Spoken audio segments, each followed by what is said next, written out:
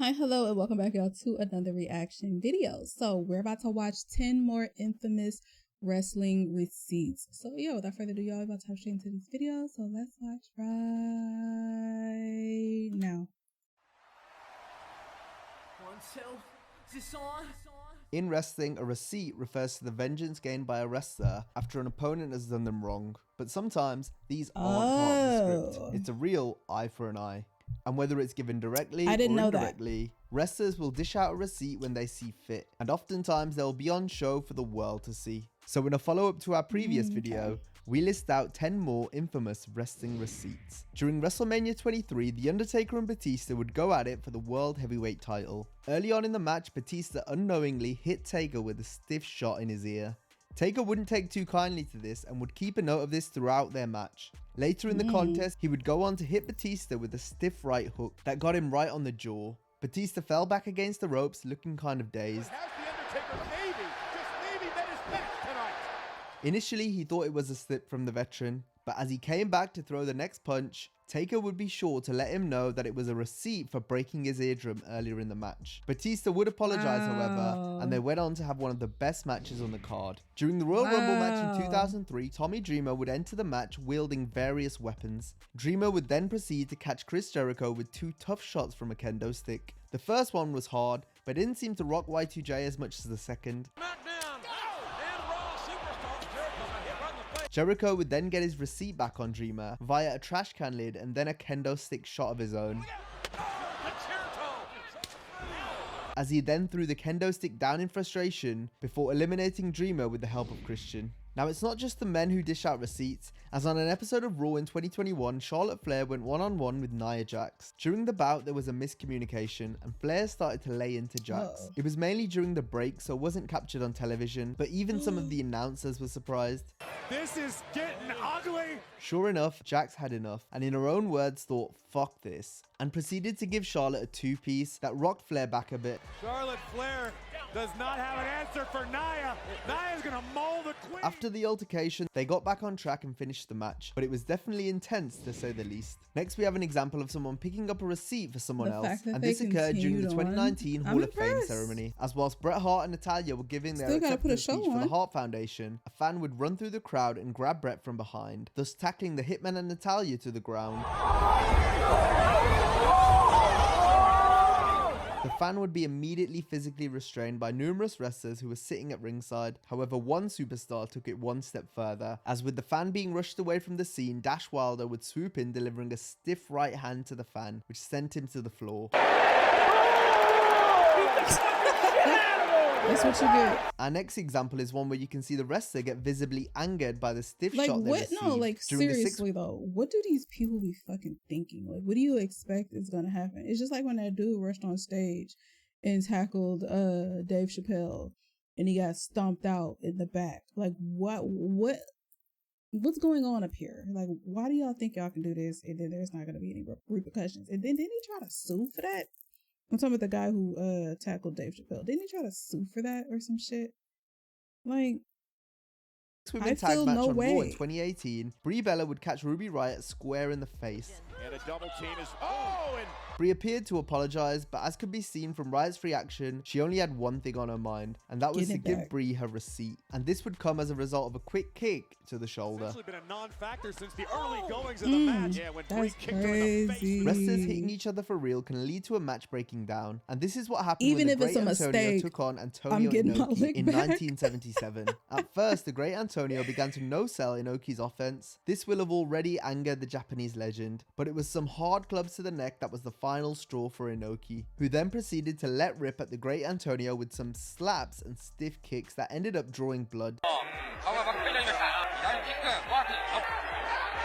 The Great Antonio then lay there busted open, and Inoki was mercifully declared the winner as the match was stopped. Sometimes a match can also break down from wrestlers botching, just simply stiffing each other, or both, with a few receipts sprinkled on top. All of this describes the match Big E and Titus O'Neil had on an episode of SmackDown in May 2014. The match first began to fall apart when the two wrestlers botched a clothesline to the outside. Crazy shot. How bland Big E is when he takes on Barrett Sunday. And this botch appeared to have angered Titus, who then started to become heavy-handed when throwing throwing Big E around the outside. This would be topped off by Titus dropping his opponent on their head, with E landing neck first on the floor. From there, Titus would paintbrush E with slaps, with O'Neal eventually getting himself disqualified due to failing to break on the referee's 5 count, but it was after the bell that Big E would hand out the receipt by smashing Titus in the face. The assault would continue to the outside as Big E's frustrations continued to grow on account of Titus botching falling over twice. Oh, wow. Eventually, Big E stood over Titus in the ring, following a true train wreck of a match. Back in 2005, Rene Dupree was the travel partner to Hardcore Holly and Billy Gunn, but he made the grave mistake of crossing Holly when he violated some rules by driving a car in Holly's name. Holly had to go to court after receiving a violating ticket and decided to take his anger out on Dupree. So on a house show, Holly and Charlie Haas were set to face Dupree and Kenzo Suzuki in a hardcore rules match. Holly started to shoot on Dupree, which included hitting him with real punches and kicks and smacking him with a chair, which made his eye swollen. He then went on to beat him backstage later on as well. Well, during the match, right, I fed for his comeback. He lit me up, ran the eye, right? And as soon as he did, my eyes swelled up like right away. I remember how big it got. He put a wall up on you, man, not just in the match, but afterward. I was like, you know, he's going to kill you. He attacked you from behind. You couldn't even defend yourself. And it was just, it was crazy.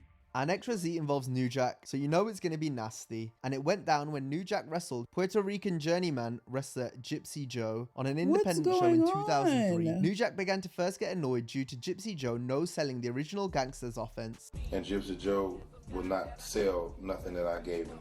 However, New Jack was made to eat a potato after receiving a headbutt to the nose, and this, coupled with Joe's no-selling, was enough for New Jack to lay down one of the most vicious, real-life beatings ever seen in a wrestling match. First came the initial receipt in the form of an elbow, and the beating kept going, spreading to the outside of the ring and into the crowd. New Jack would rain down vicious weapon shots one after another as the fans watched on in horror, with some even trying to make New Jack stop the assault. I beat him, and I beat him, and I stomped him, and I wrapped barbed wire around his head, snatched it off, and big old part of piece of hair in it, and I took a baseball bat and pinged him across the top of his head and beat him, and then everybody in the audience was calling me the N-word, and I was putting their whooping on Joe like it wasn't gonna be no tomorrow. The match eventually finished in a no contest, and New Jack would later be arrested and charged with assault with a weapon. Receipts can sometimes be given out multiple times as wrestlers look to continue to get their revenge on their opponents. This was what happened during Scott Hall and Kevin Nash's tag team feud with the Nasty Boys in 1996. The first beating took place before the November 18th Monday Nitro, as Hall and Nash attacked the Nasties with chairs. The aftermath was shown at the start of Nitro, with stills being shown later in the broadcast. The Outsiders didn't hold back in taking out Knobs and Sags. Sags in particular would be on the end of a vicious chair shot, which ended up hurting his already injured neck. This fueled the fire when it came to the two teams' feud, as the Nasty Boys had previously been forced to take pay cuts due to WCW's dwindling business. But since then, Hall and Nash had arrived on the scene, each earning upwards of $750,000 per year. Two backstage altercations and a stiff back and forth house show match later, and the two teams collided again at the World War III pay-per-view in a tag match, which also involved Meng and Barbarian, with Hall having lost a tooth in their previous live event brawl, and Knobbs sporting a bandage covering up a cut from the same match, which would then be reopened as the teams clashed again here. All four men would go right at it from the start, and it remained a hard-hitting encounter throughout. I was gonna I was gonna kill him. And there's something personal going on. The Outsiders came out on top as winners, while the Nasty Boys not only lost the match, but also their jobs as a result of the heat with Hall and Nash. And that brings us to the end of this video. As always, if you enjoyed it, be sure to give it a like and subscribe to the channel. No. I didn't know receipts was a thing. I want to watch more receipts. I want to watch more and know, because... Oh, I didn't know this. I didn't know. Yeah. See, now I want to know what moments are real. You know, what moments are actually off script. You know what I'm saying? And I mean, you can kind of tell, but just like backstories of like what actually is the reason why some of these receipts are happening. I am lost for words. That's crazy. And then the one where he was like literally just beating his ass. Leave some comments down below, y'all. Let me know what y'all think, and I will see y'all in the next one.